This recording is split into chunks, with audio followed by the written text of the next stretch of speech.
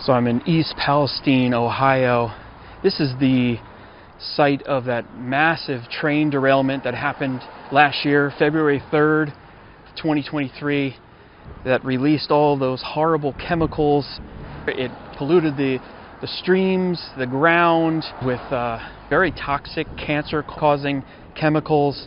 And if you remember seeing social media videos of the people showing how disgusting the water was, an estimated 40,000 fish were found dead, fish and frogs, any kind of water life. They built this huge water treatment facility. Millions of gallons of water have been put through that facility, and it's still going on. It's still a massive operation here. I'm going to show you what has changed. I'm going to show you what has been done, and show you what it looks like.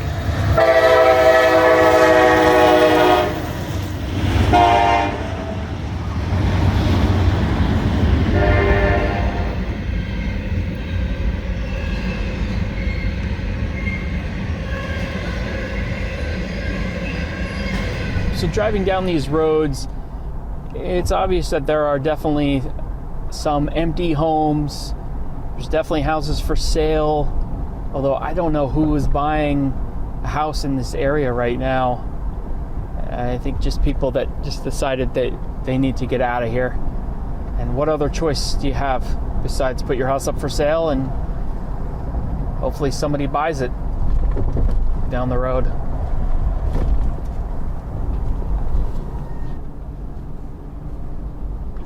So we now know that it was a failed wheel bearing. February 3rd, 2023, it was pretty late in the evening, and 26 miles outside of East Palestine, the train, designated 32N, was about 1.7 miles long, had about 150 cars connected to it. About 26 miles outside of East Palestine, security cameras picked up the red glow underneath of car number 23. Then when it was about 6 miles outside of town, other security cameras picked up sparks coming out, and then it rolled into this town about 8:48 p.m. at 47 miles an hour, and flames and sparks running the entire length of car 23 could be seen. And right around then is when disaster struck. Car number 23 derailed, sending other cars off the track and into a massive pile of burning, twisted metal, overturned tankers filled with toxic chemicals, flames 100 feet in the air. People heard it and felt it. A short period of time later, 300 firefighters here from 50 different departments. The roads were jammed with emergency vehicles everywhere. So some of those tankers contained a chemical called vinyl chloride and was leaking into the ground and into the Sulphur Run Creek, which is right here. It was right next to the train wreck. Now by Sunday, every resident within a 1 mile radius was evacuated. There was a threat of quote-unquote catastrophic failure. Basically, one of the cars carrying that vinyl chloride was in danger of exploding, which would then produce hydrogen chloride and phosgene gas into the air. Not to mention the shrapnel coming from what basically would have been a bomb. The plan was formed to use explosives and blow small holes in the tankers to allow the pressurized chemicals to flow out into a trench, basically, and then there would be a controlled burn. They would burn up that chemical. And they only had a few minutes to decide if this was the best plan. The decision was made, and soon after, a massive plume of black smoke rose high above East Palestine, about 3,000 feet. And we've all seen those pictures in that video of that black cloud. At that point, many people were worried about the toxins released into the air, falling down into their yards, onto their house, eventually making its way into the drinking water. People were very concerned about dioxin, a toxic pollutant created from burning vinyl chloride, as you can see from this house right here. Somebody spray painted that on the door. There was a constant odor of chemical in the air. Some reported rashes, swollen skin, chemical bronchitis, and nosebleeds. And as the weeks and months went by, residents were spending thousands of dollars in hotel and Airbnb rentals because they didn't want to be here with their family. No one knew if this was really safe or not. Many people still don't. So there was a building frustration with Norfolk Southern and the limited response from the government. There was frustration with the water and soil test results. The EPA results were differing from independent sources. So who do you believe? Was the water safe to drink? Was the air safe to breathe? Then we started seeing on social media those videos of people putting the sticks in the creek and churning up the water, and you'd see all the chemical that's in there. Very, very disheartening videos. Hey guys, so I'm here at Leslie Run, and there's dead worms and dead fish all throughout this water. So, something I just discovered is that if you scrape the creek bed, it's like chemical is coming out of the ground. Can you come here and let me just show this to people. I don't know if you're going to see this on camera, but watch this. Just see that chemical pop out of the creek. This is disgusting. And the fact that we have not cleaned up the train crash, the fact that these chemicals are still seeping in the ground is an insult to the people who live in East Palestine. So right here you can see this is a common area for the testers to be at. Always testing this water. Here's some workers right here, people testing the water. This is one of the brooks that goes right through the town that is possibly still contaminated.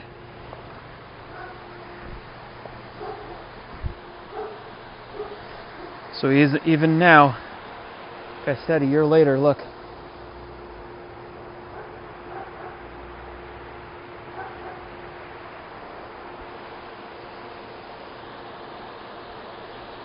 Alright, basically I was following those guys around that I saw.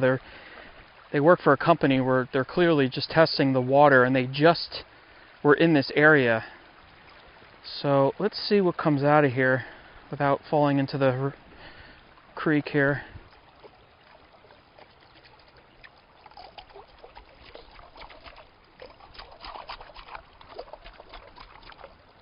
No, I'm not really seeing anything, but it is very fast here.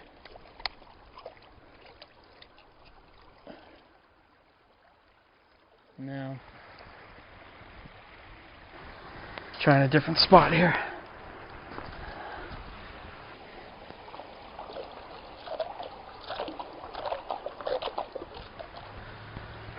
No, I'm not really seeing anything.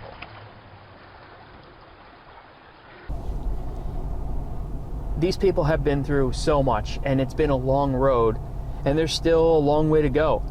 Many of these houses are for sale, but who's interested in buying a house here? Some of these houses are empty. There are businesses that are empty, businesses that are struggling to survive, saying that people aren't coming here to shop anymore. So how do you make something like that right? The newest news is the Norfolk Southern class action lawsuit settlement. $600 million to the residents. Some people are very happy about that. Others are not. They say it puts a price on being negligent in destroying a town. And Norfolk has done a lot to help undo the damage here. Damage that the NTSB says was 100% avoidable. They say the water is clean and the houses are safe, but many are still unsure or untrusting.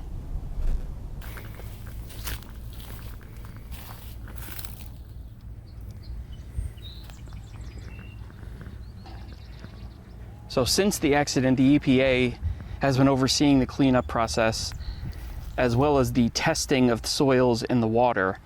And according to the EPA, 176,000 tons of soil were excavated from this area, completed as of October 30th, 2023.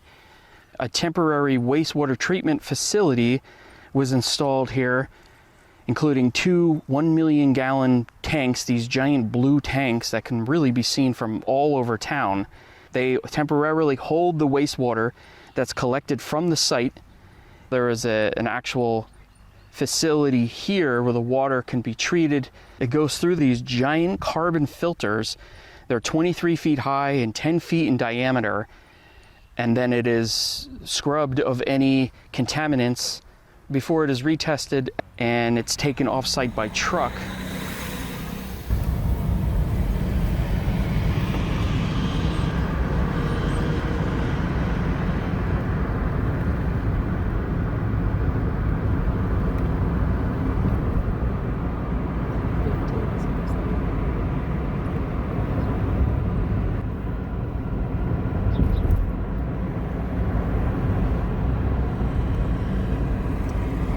So I guess only time will tell what happens in the future to this town.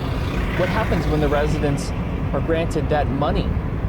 I don't know how much each resident is going to get. It might depend on their claims and how close they were to the damage. But I wonder if a lot of these people will move out.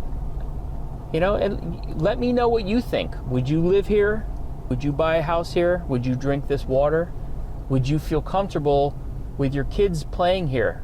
Are you confident that what they're telling you is true, that it is safe here? I don't know. I don't know that I would live here because we don't know what the long-term effects could be. But you let me know. Leave a comment and let me know. I'm getting back on the road. I'll see you in the next video.